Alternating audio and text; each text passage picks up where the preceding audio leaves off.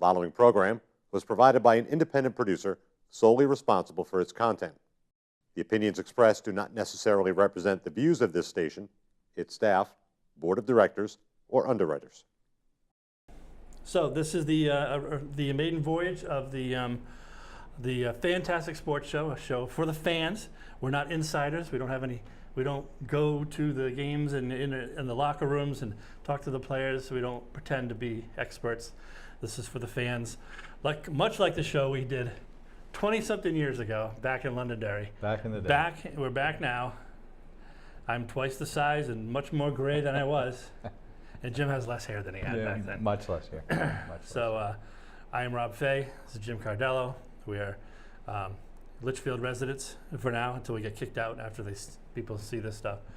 And that's pretty much the intro about the show. And would you have any thoughts of what expectations for the show would be, Jim? My expectations is that we can just throw out our opinions on all of the craziness of professional sports, college sports, whatever else is going on. And we hope to make it interactive with the folks, whether it be via telephone at some point, probably not tonight. Unless you have my cell phone number and want to call in, and feel free and make a comment. We'd be happy to the telephone is so 1800s, discuss isn't with it? you. Yeah. We have Facebook now. We're on Facebook Live. Make comments on right on Facebook. Make comments right on Facebook Live if you want. And we'll if I get we'll this, talk about it. If I get this POS computer running, we can you can do a Facebook message, or you can do maybe an email. Maybe we'll have an email. Any way you want to interact with us and insult us, that'd be fantastic. Yeah, insult especially us if you don't agree with us, because then we'll pound you into a submission. So I guess the first thing we were going to talk about was just probably what's happened over the last year in sports. But let's get right into the Celtics. Some big time happenings yesterday. Tuesday night, and then final yesterday. I was going out to eat with the wife and one of my daughters at Red Robin, and I look at my Facebook because nobody interacts with their family anymore when they go out to eat. Right. And I'm seeing this. I'm like, what's going on here? And I'm looking at many credible people. So I'm like, wow, this could happen. And my first thoughts was, I'm gonna like this. What was your first thoughts? Well, so that was my son's birthday was that day. We were actually out to dinner as well at the 99 in Manchester, and I did not have my phone out. We finished dinner. He pulled his phone out, and he actually said, "Oh my God," is what he said. I said, "What's going on?" He said, "IT to Cleveland for Kyrie with Zach and the pick and Jay Crowder," and I said, "No way, you're making that up." And he said, "No, he was right." Of course, we started reading about it and forming my opinions immediately, which was Danny Ainge is Belichick. I mean, he makes the Celtics who they are because he pulls off these deals, and it's incredible. Kyrie on the Celtics uniform with his supporting cast now, we're immediate championship contender, even if we weren't last year. I don't get the people who don't like this trade for whatever reason. Whatever their excuse is, it just makes no sense. I mean, nobody hates Duke more than me, and to have Chris Walsh might, and to have a Duke player on the team, having two Duke players on the team, I already had enough. I already had to live with Jason Tatum pick, and to say, all right, these one and done guys. They're not the same. They're not the old Duke guys that we can't stand, that we hate. This one and done generation, it's not the same. So I got over it quick. So when they started talking about Kyrie, I was like, all right, I can deal with another Duke player on the team. Because Duke players are soft. There's not one Duke player in the NBA Hall of Fame because they're soft, most of them. Now, this new generation of one-and-done guys is a different story. We'll see how it goes then.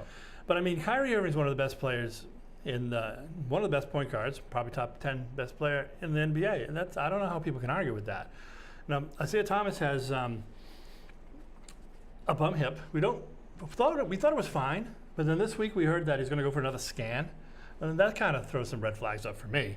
And when you're that age and that small, unless you're Allen Iverson, which he's not, if you're a sharpshooter like him and you start getting older and your hip starts hurting, your game starts further and further and further back. And now basically you're a $20 million a year three-point shooter. Kyle Korver, you're a $30 million a year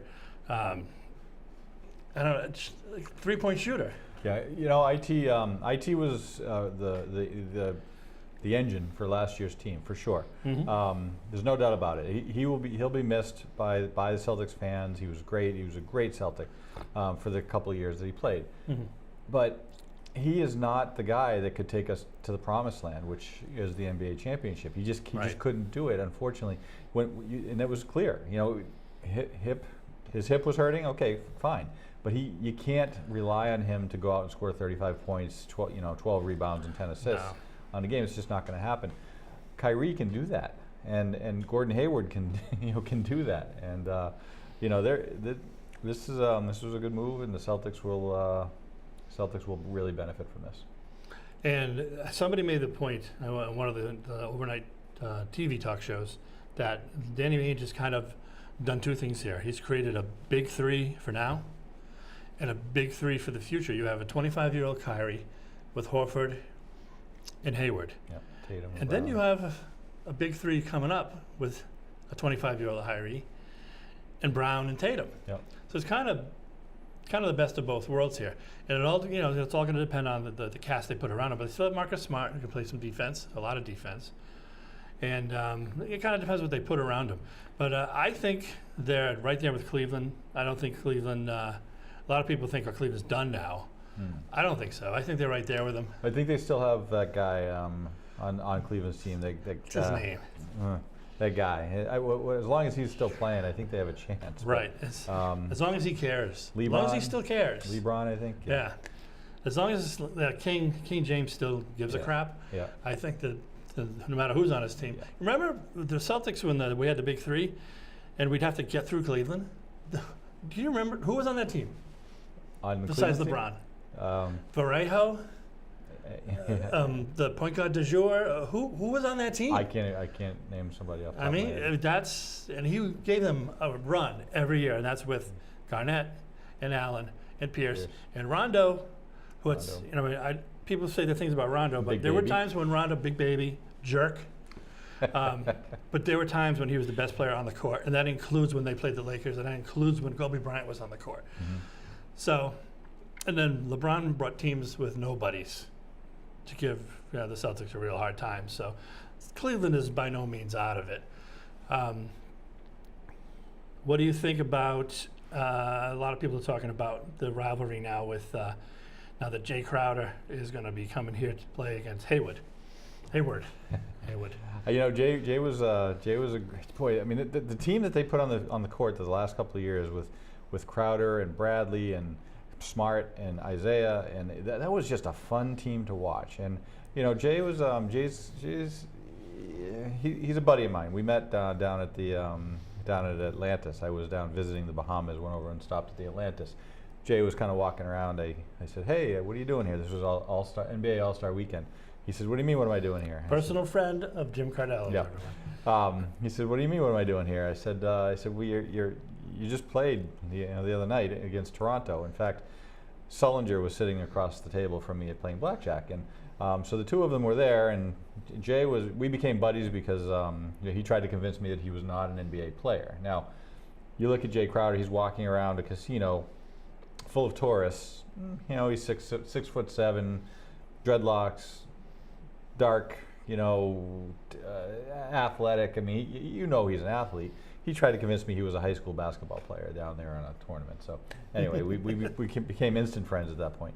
In any case, he was fun. He was fun to watch. But when he was a streaky shooter, he hit threes occasionally. But then when he tried to force the threes, he'd not make those, and he'd just come completely out of his game. So I don't mind losing him. I loved that group when it was together.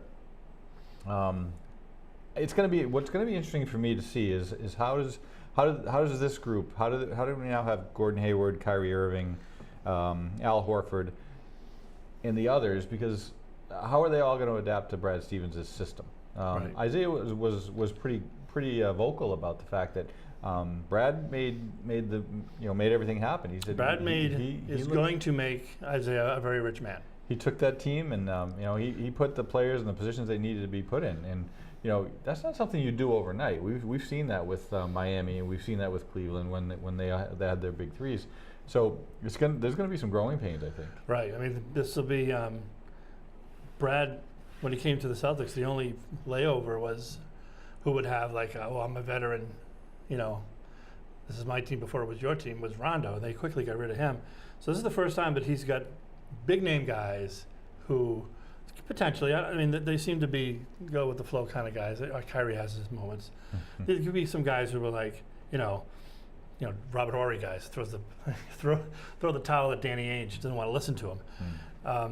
So that'll be interesting. And plus, like you said, getting these three guys on the same page with Brad Stevens. This is a significantly smaller off season this year because the NBA season starts 2 weeks early. So now there's 2 weeks less of training camp, and they only play 4 games, 2 back-to-backs. So is there enough time to get all these guys on the same page with? Because it is a different type of offense. Now, it's a positionless type of three-pointing shoot type of offense, and I think that the league is kind of going that way anyway. So I don't think it'll be that difficult. But there could be some growing pains, and they may not hit their stride till the end of November, maybe December. Yep. So I don't know. Will Jay Crowder and Gordon Hayward go one-on-one so that the fans, just to give the fans a show, because you know the Boston fans, they're going to be. I know it's something that's completely made up by Jay Crowder. By Jay Crowder. Because when Jay Crowder comes back and we. Well, are you saying Boston fans are not racist? I'm sure there are some, but I don't think people come to this town and the first thing they think of is, am I going to get? Right. There's going to be racist. There's going to be racism here. Jay Crowder comes to the Garden for the first time, which I believe is the opening day. No, we go there. The first time Cleveland comes here, and the crowd stands up and gives him an ovation. Is he going to get mad? That will be. I think he should be mad. I think he's going to be. No, he's not going to do. He's not going to be mad. But it'd be fun to see. I don't think Hayward will be upset. You think Gordon Hayward will be upset that they're clapping for Jay Crowder? No, what would be fun would be if Gordon did play around with it a little bit. It'd be fun to see if we can get him to say something after the game. Say, hey, I was really annoyed that you cheered for Jay Crowder. Just to play it up a little bit. Let's make professional sports a little more human, a little more fun. Yeah, it needs to. I think all the sports need to have some more characters and some appeal to the younger people, because now they're all playing Rocket League. So whatever that is, I don't even know what that is, but I know they're playing it. The kids are doing it. Tony, the kids are doing that. That's what the kids are doing, right? Okay. All right. Yeah. He's a youngin'. Tony knows. He knows. Tony knows. Can't be on Facebook, but he knows. So we got Alan Boschman. Do you know him? Oh yeah, absolutely. Wants to know what our Red Sox logo is. Our Red Sox logo is. Alan is definitely a guy we need to have on at some point. He is the prototypical sports fan, and in Manchester, he's one of the best known for South Little League. He runs. He's a coach in town, and he's just a great youth league guy. I probably met him because my daughters played. Most likely.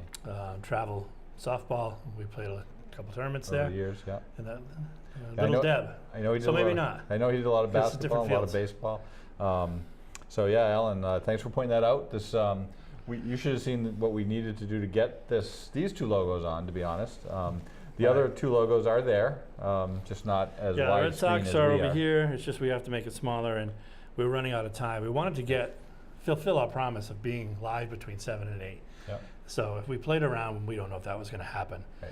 So, and the Bruins, I'd be happy if the Bruins logo wasn't even there, because they're dead to me. And we'll get into that some other day. The trial run of the show, and next week will be much. Nope, next week will not be much cleaner, because we have fantasy football draft next week. Yeah, next week is going to be completely off the phone. We're going to do maybe 1 or 2 rounds. It's going to be very loud. We'll see if we get feedback that it's just you can't even hear it or understand. We'll just cut it. We'll cut it, but we'll try to do a couple rounds. Maybe I'll moderate, because I'm not in the league. Okay. Maybe I'll moderate. That'd be nice. And get the ball, get everybody flowing. Yep. And make sure that what's the time limit between picks? 3 minutes. We'll make sure that keeps going. Maybe we can get a couple of rounds in. 180 seconds. Yeah. All right. I know they'll get a couple of rounds in, but I don't know if they're going to get a couple of rounds in as far as. It is at Romano's in Litchfield and Colby Drive. Are they doing it outside? We're probably weather permitting? Downstairs in the bar area. Yeah. Probably. That room. Yep. The room. Yep. Excellent. So let's switch here to let's go with Red Sox, because we never got a chance to talk about, and I know you've been dying to talk about the Eckersley and David Price situation. David Price has an opt-out after next year. It's only his opt-out. Opt him out. It's only his opt-out. Let him opt out. I would hope he goes. Yeah, Yeah, I don't know if he's gonna. I doubt it. Maybe he will. Everybody who opts out gets more money. he'll go. If he can not, if he can Especially avoid, if we win the World Series without him. if he he'll go. avoids surgery and he can still pitch, maybe he'll opt out, get a bigger contract. I don't want him here either. So let's talk about him confronting Eckersley on the plane. What do you How think is of that even? How does a person do that? Let alone a professional athlete. That, I mean, how do you call out a guy like that in front of your peers and feel like you're doing anything reasonable? I mean, you made a Hall of Fame pitcher. You tried to make a Hall of Fame pitcher look bad, and at the end of the day, you made yourself look bad, David Price. I used to like you. I used to like you because your dad looked I'm like. sure he's watching. Yeah. I haven't seen it Is he yet. there? Yeah. I Okay. haven't seen it yet. Well, John McKenna just joined. That's good. But excellent. anyway, David Price, I used to like you because your dad looks like Henry Aaron or Hank Aaron. These days. So that was a good thing. When you got traded here, I thought that was going to be a good thing. But boy, your attitude sucks. You don't call out a Hall of Fame pitcher because he says yuck about Eduardo Rodriguez's 5.7 ERA in the minor leagues on his rehab assignment, just because somebody called up and said that he said yuck. Big deal. To suck it up. I mean, it doesn't even matter how much you're getting paid. It just matters that if you don't do a good job, you should be criticized as a professional athlete. And if you do a great job, you should be hailed. Just like Curt Schilling was. He was hailed when he did good things. And I guarantee, and I'll tell you what, when he didn't do something good, he got criticized.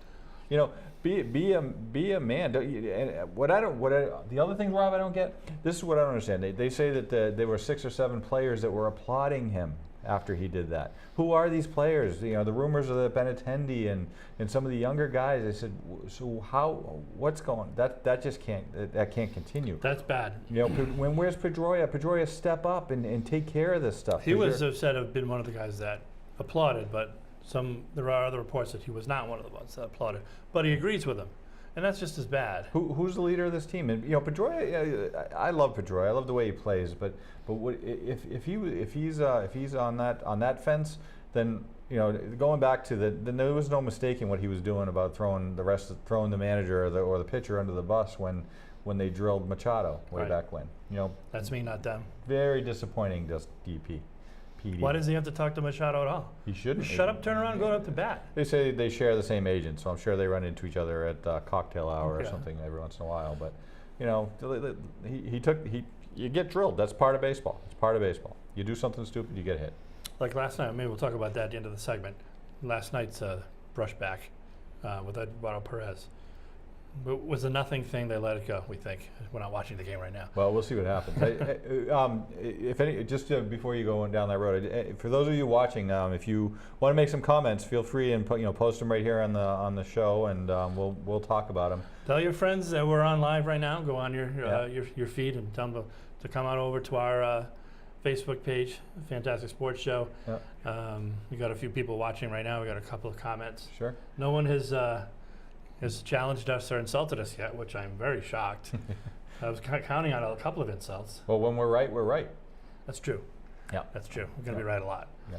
So, David Price, everything that you said, I agree with. And it says something about the state of the team now. That says that they're together. Everybody has said that they're behind him, which is bad. This is not the guy you want. But David Ortiz was right all along. What kind of character this guy had. So this isn't the guy you want leading your team. Right. Unfortunately, he's here. Chris Sale's not going to say anything. It's not his team. He just got here. And there are already guys that have established themselves as leaders of the team. So if you think Chris Sale's going to kind of ride in on his horse and save the day, literally, that's not going to happen. And he's going to have his teammates back too. If you ask Chris Sale right now, candid, what did you think? He's going to say, I agree with David Price. He's not going to say anything else, even if he doesn't. He's not going to say he disagrees with him, because he's the pro teammate. He's the guy who's going to cut through uniforms so him and his teammates don't have to wear them. Right. So he's going to be the guy who sticks with the team. He's not going to Although I think if he was the leader, he'd be a better leader than Price. And like Pedroia, the act is kind of getting old. Yeah. The Dusty Two Bags is kind of getting old. Well, I show up every day, and this is what I do. Well, we haven't shown up in a month. Nunez is making a lot of people forget fairly quickly. I wanted to to trade him when Theo got the job in Chicago. I wanted them to trade him because I knew Mookie was coming up as a second baseman, yeah. and I thought that would be a good place for him, and I thought they would get a pretty good. Chicago had a lot of guys coming up. They weren't going to get Bryant or anybody like that, but they had a pretty good stash down there. I can't say I would want Pedroia traded from the team. I do think he's just brings all the heart and muscle to the team when he's healthy. Although it's funny, we just talked about Isaiah and being the heart and soul, and when he's healthy, Pedroia's not that different at this stage in his career. And but I'm cold-hearted like Danny Ainge. Yeah, I could see he was at maybe the back nine. Maybe the 9th hole, maybe the 8th hole. He could be, yeah. And if he's on the I back thought nine, maybe the 17th hole. he had a very easy, very good contract. Could be traded. They could have got somebody with him. I think at the time when Theo got there, needed to make some moves and get the fan base really excited. I mean, they show up anyway, but get the owners excited. But that was a long time ago. That's neither here nor there. So. I'll talk about the Red Sox. Are you on the bandwagon of Farrell as a not so good bench coach? Are you on that bandwagon? Bench coach. I think he's probably a better bench coach than he is a game manager. He does not seem to have a pretty good idea of what to do with his pitchers when he needs to. Now that's odd to me because he's a pitching coach. So I guess maybe he should be a pitching coach and not a game manager because maybe he sticks with his pitchers too long. Maybe he takes them out too soon. What was that Addison Reed thing? A couple of 5-6 games ago. I don't know. What was that all about? They totally skipped him with Barnes. Yeah. No, I've been hopping on Barnes. I mean, he did a yeoman's job at the beginning of the year. Too many innings. He needed 3 weeks ago or a month ago. He needed a 20-day vacation. Just to rest. Yeah. They've overused him. Yeah. And it's coming back to haunt us now. So and then he's turning into Manny Del Carmen. He comes in the game and he's throwing 3 balls. All right? And then he walks a guy, infield hit, next guy bomb. Those type of things. Those are things that are starting to happen. He just needs rest. He'll be fine. I think come the end of September, he'll be fine. If we make the playoffs, start going there, he'll be good. He needed some time off. And I think it should be Workman, Reed, Kimbrel. We'd throw in Robbie Scott, throw in Kelly, sprinkle them in a little bit. I think that's your best bet. I had this chat. I was with a real estate client today, and she happened to be a Yankee fan, and so we were talking about how the Yankees are faltering and the Red Sox are going forward and so on and so forth. And she mentioned how they lost. I guess they were losing 10-6 at one point today, but they had come back and tied a game at 6. And she asked me if I knew who was pitching when they gave up the 4 runs, and I said, well, it's probably that lefty Chapman. And then as a joke, I kind of said that, and I said if it's any indication of how he pitched against the Red Sox, it was probably Chapman. And she said, oh, I hate Chapman. He's the worst. He's the worst pitcher on the team. Blah blah blah blah blah. I said, how does this guy that throws 103 miles an hour become the worst pitcher on the team? This guy throws gas, but he just has no control. Yeah. So we kind of took it from there, and I just said, I said, listen, we watch our relievers go through the same problems, and if you're a fan of a team, you watch your late inning guys. There's no 1, 2, 3 innings in the 8th inning and 1, 2, 3 innings in the 9th anymore. Yeah. No matter what team you're on, so there's always frustration, no matter what team you're following, with your late inning guys. That's why they're late inning guys, by the way, and not 7 inning starters. It's good to have that guy that comes in and throws 9 straight strikes and gets 3 outs. Just doesn't happen anymore. Kimbrel was as close to that as we've seen earlier in the year. But even now, there's always a guy getting on base. There's always a guy squaring one up, and in a 1 or 2 run game, it's a nail biter every time. Yep. There's no Mariano Rivera's out there where it's just what's coming, you can't hit it. Kimbrel is going to throw the high heat, and he's going to throw the high heat. And sometimes they get it, and sometimes they don't. The guys who turn around and hit it 450 feet, other guys will catch up to it, and then everybody else seems to not catch up to it.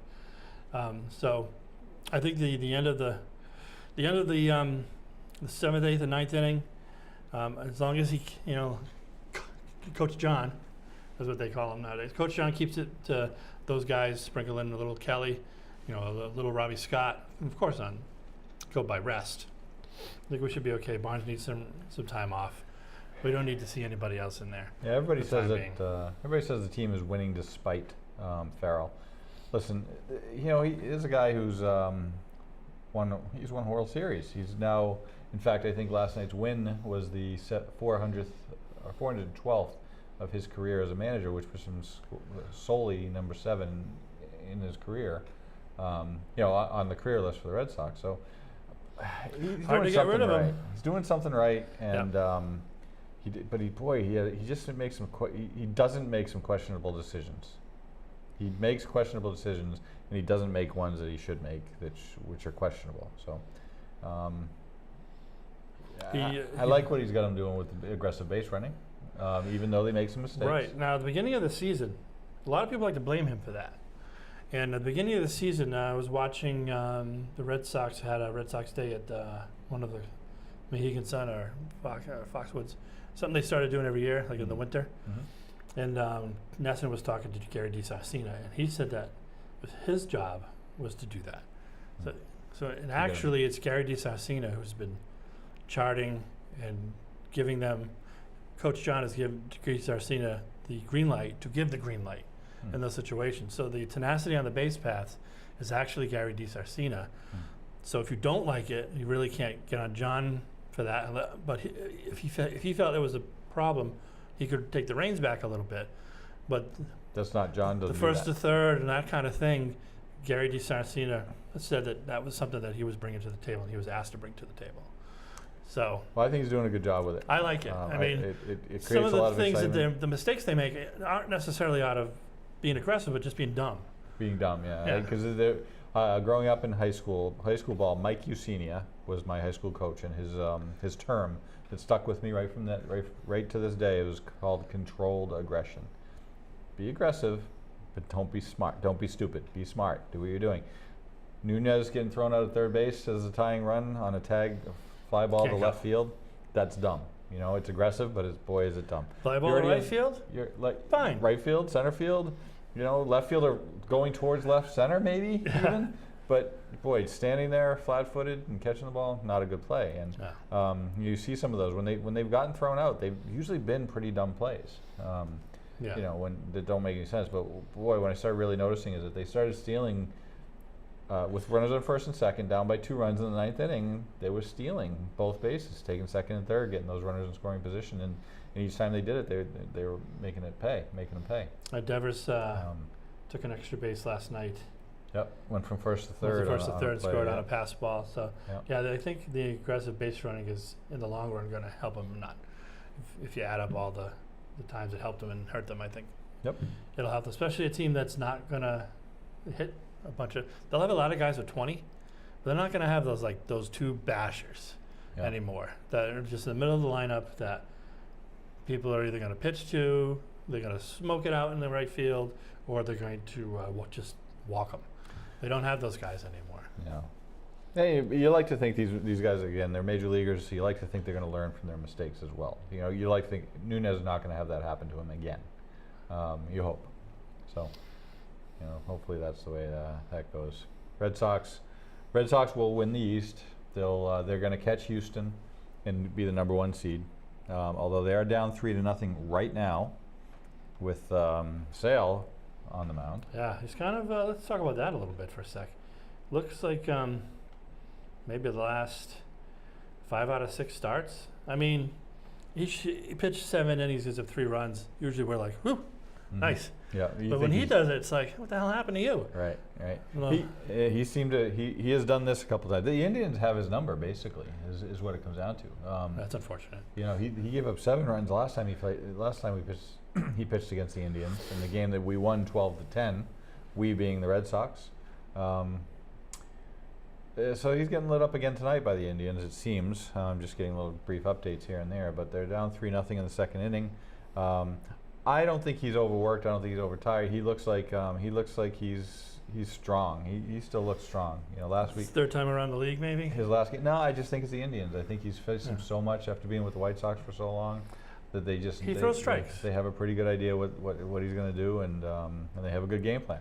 And nobody else has figured out the game plan yet. He throws a lot of strikes. I mean, maybe they're starting to figure out if you don't swing at the first pitch, you're down 0-1 because he's going to throw a strike. Yep. And then he's going to he'll challenge you high heat as well. But yeah, it's just you kind of want him trending in the other direction this time of year, and it's kind of trending in a little bit in that direction. Especially after two great performances the last two games by Pomerantz and Pfister. It would have been nice to shut him down again 3 games in a row like that. But yeah, well, we had him beaten right. with Porcello until didn't really know what to do with the pitching staff there. That's true. What about tonight's? I don't know. I haven't seen what they're doing. Obviously, haven't scored a run yet, but the option to not play Rajai Davis and to continue to play Brock Holt tonight. Do you think it's a numbers thing? I haven't seen what his excuse was. I think what we saw with Reed when Farrell wasn't quite confident in Addison Reed's pitching, that he wanted to go back to Barnes and try to take Reed out early that game. I think that's what we're seeing tonight. I think Farrell didn't go out and get Rajai Davis. Dombrowski did, and so Farrell has allegiance. Farrell has loyalty to his guys, and Brock Holt is his guy. Will that last long? I thought the Rajai Davis move was phenomenal. I think that's going to be great. I think, in fact, all I can think of is Dave Roberts. It's all I can think of when I see Rajai Davis. That's a good one. So for those of you who don't know that, Dave Roberts was the one who kept, in 2004, allowed us to win the World Series by beating the Yankees by stealing second base and getting driven in on a single by David Ortiz. To beat the Yankees in Game 7. He was barely safe. I mean, no one else could have stole that base. Nobody could have. He did. Team. And so that's who Rajai Davis reminds me of, and I think it's going to be great. It's going to be a big, big, big plus for the Red Sox down the road. If he gets on the field, he'll get on the field because Brock Holt is a 220 hitter and 155. He'll He might have been up to 220. He had a good night last night. He had a good night last night. He'll play tonight. Davis will go in and pinch. He'll pinch run in a 3-2 game, steal second, steal third, and then he'll start tomorrow probably. Rajai Davis been around a long time. He was one of the he was worst Oakland swings. twice. He was Toronto, Cubs. He's got a horrible swing, but he puts the bat on the ball, and that's all he really has to do is put it in play. He could play a phenomenal outfield too. Yeah. All right, let's get to the Patriots. So much has happened. And we're not going to go back into Deflategate or anything like that. You want to get into Deflategate? No, I don't No? actually. All right. I don't want to get into Deflategate, but no, Deflategate brought out. We can do a show on Deflategate. Deflategate brought out all the idiots who didn't understand what Spygate was about. Yeah. All these people talking about Spygate that had no clue what Spygate was about. Deflategate didn't bother me as much as that. So we're not going to talk about that. So let's talk about one of the new things that happened this week is that Dante Hightower coming off the PUP list, so he is now practicing. I don't think he'll play tomorrow night, but he, if you don't take them off the PUP list, I think by the Monday after your last game, your last preseason game, then you can't play for 6 weeks. I think that happened to Mankins or somebody in the past. He's off. He's going to start. Did you ever think that wasn't going to happen? Were you getting nervous about this? I didn't. I'll be honest. I didn't know what was going to happen. What I can tell you is that I was watching the preseason game the other night with my dad. My dad was up from Florida. We were watching the game, and I said, "Dad, I don't know anybody on this defense." I said, "Who are these guys?" I know all the defensive backs. I don't know any of the linebackers, and don't know any. Maybe Trey Flowers on the line.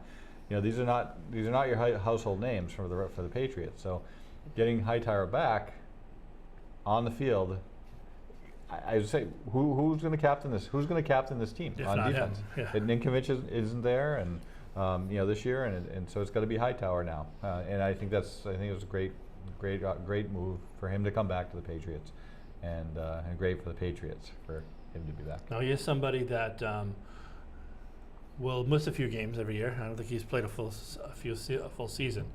This team is kind of constructed in a way that's okay. We'll be okay. We're in a division where we're going to kill everybody. We're going to end up Next man up. we're we're going to be 12-4, 13-3 every year. So taking a couple days off isn't going to kill you.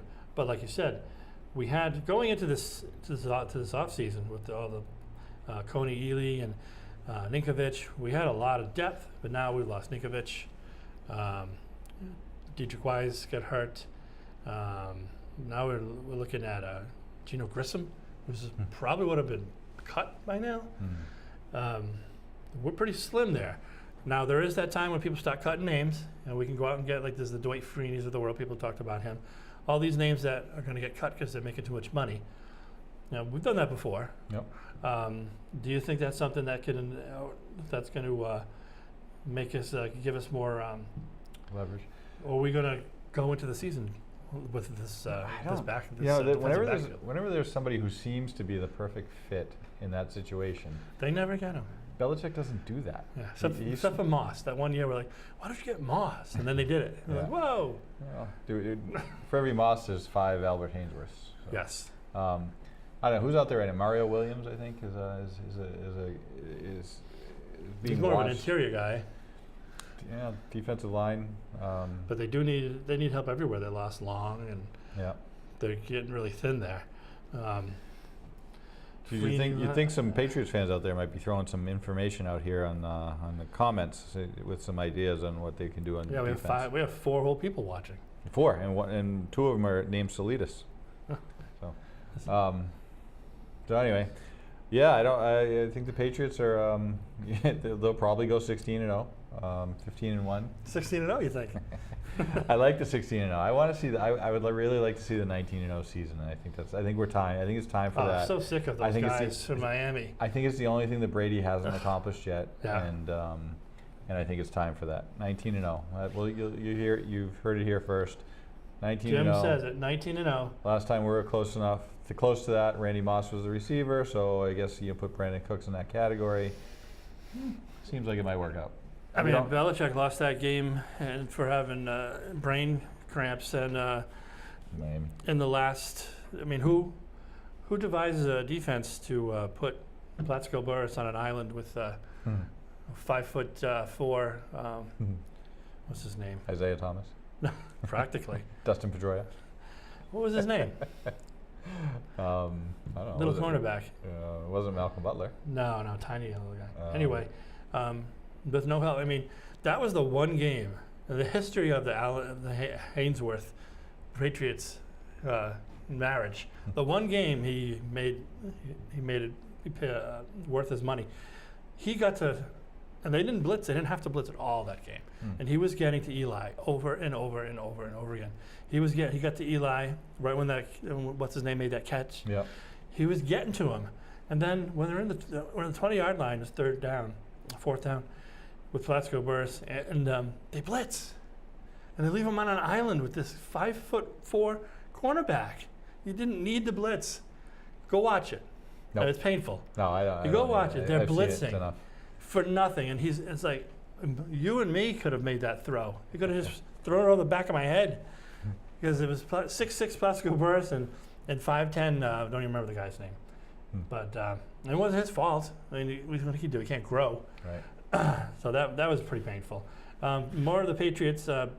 Brady talking about playing another 5 years. He talked about that last year.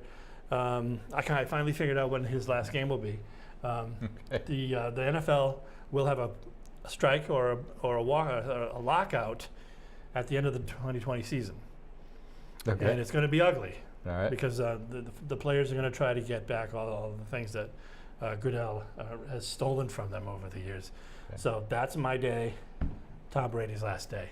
I don't know what team he'll be on. So he's gonna. That's his last. If he's not done then, that's his last to day. write this down, Rob Fay says Tom Brady's last game will be just before Whatever the players' his last game strike is, of 2020, 2020. 2021, because they play into the next year. That season, whatever the last game he plays in, is his last game. And that's going to be the strike year.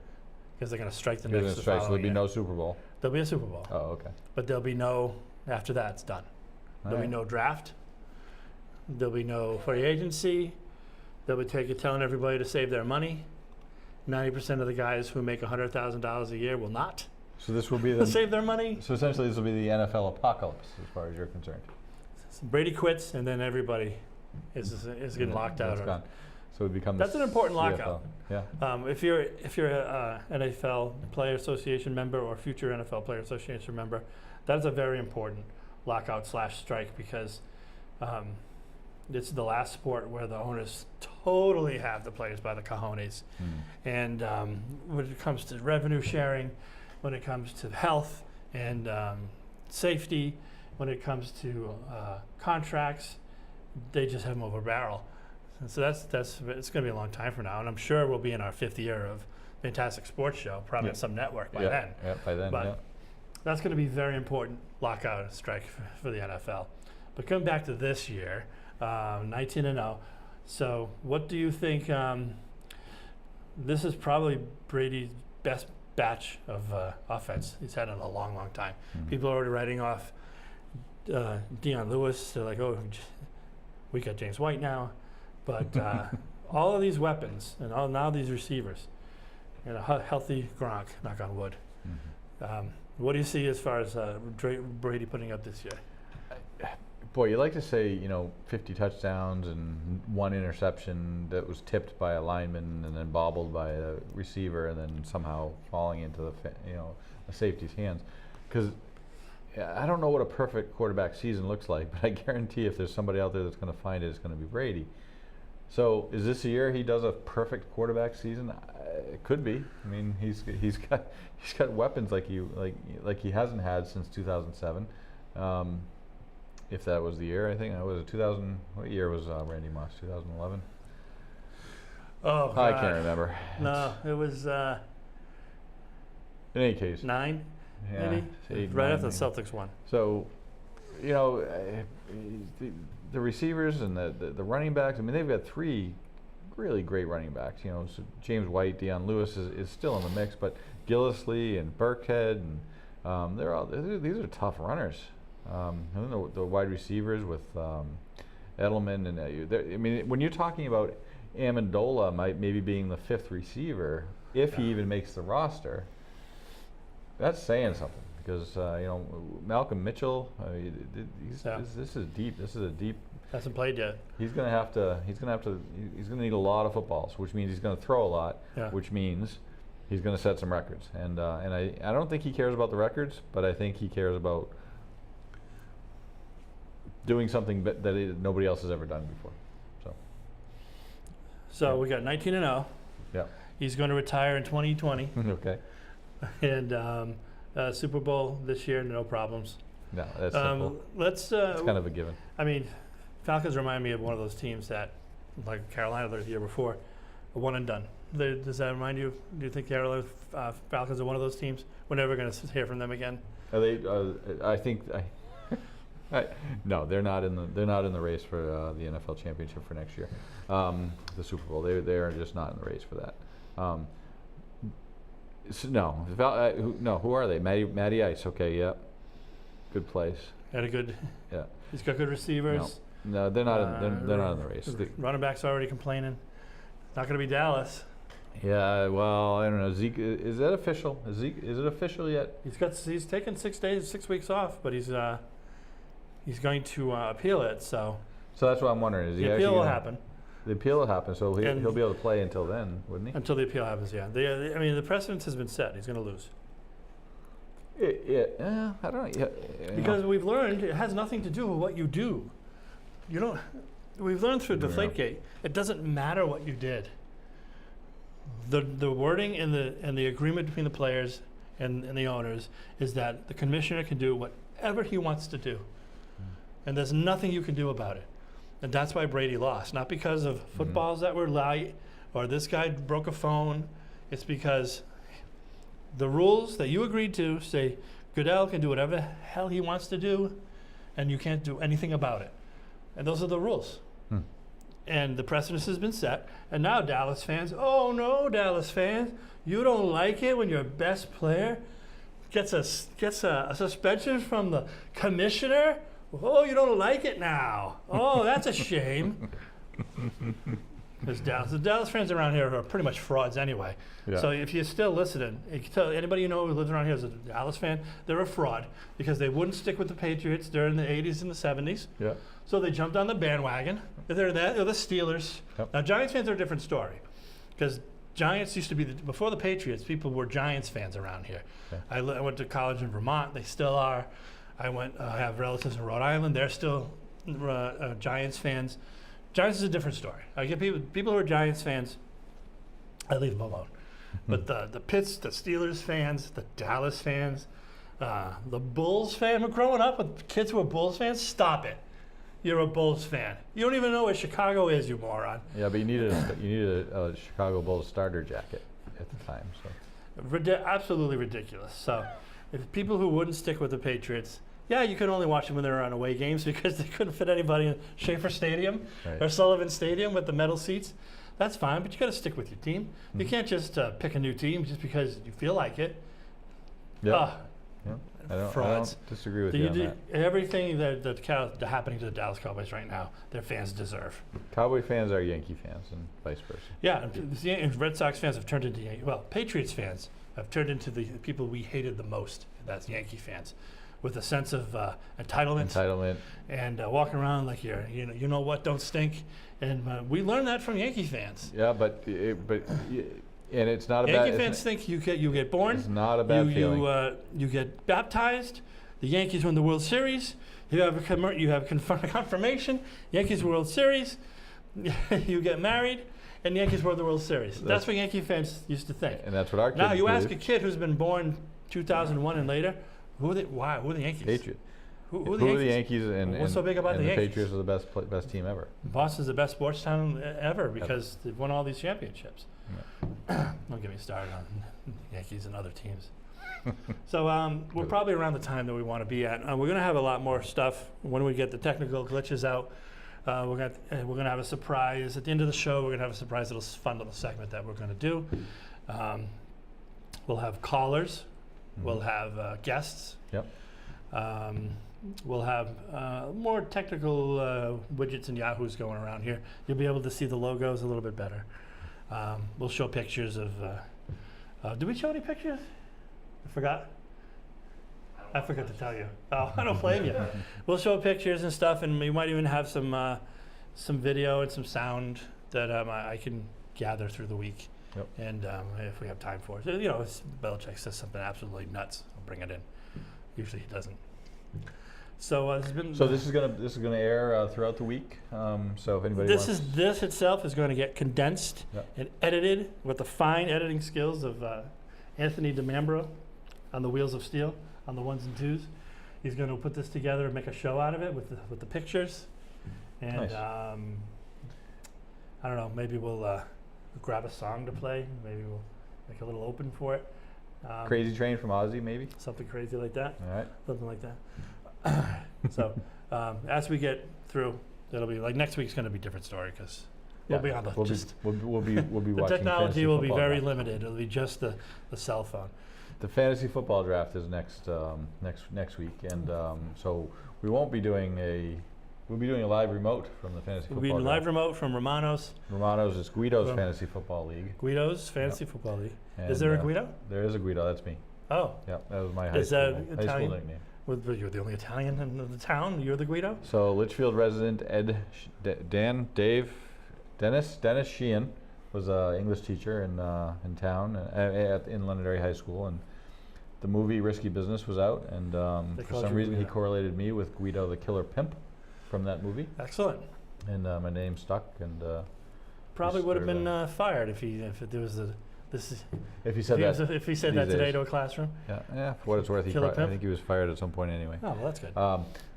So yes, very cool though. I have to say it because the league itself was founded back in 2002, fantasy football league in 2002, almost unheard of.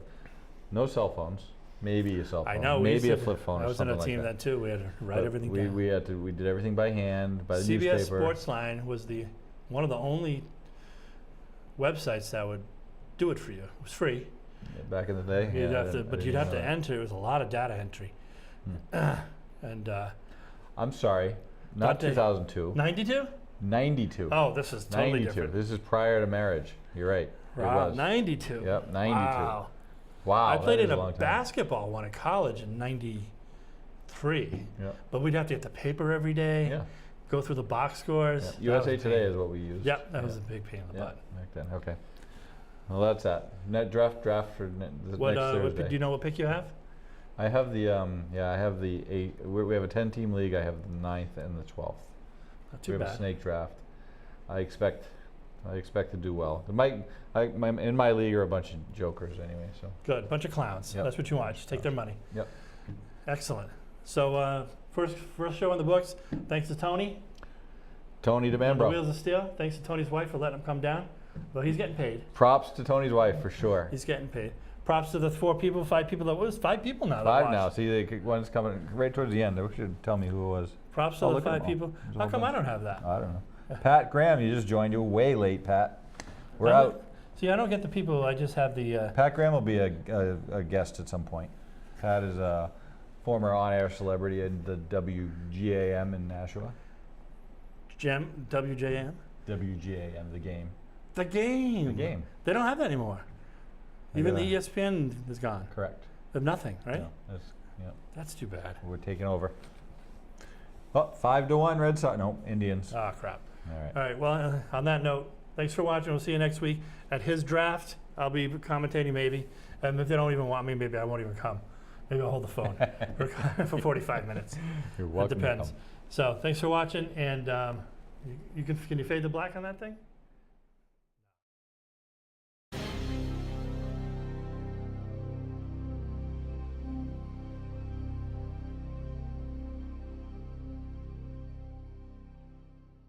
Seating program was provided by an independent producer solely responsible for its content.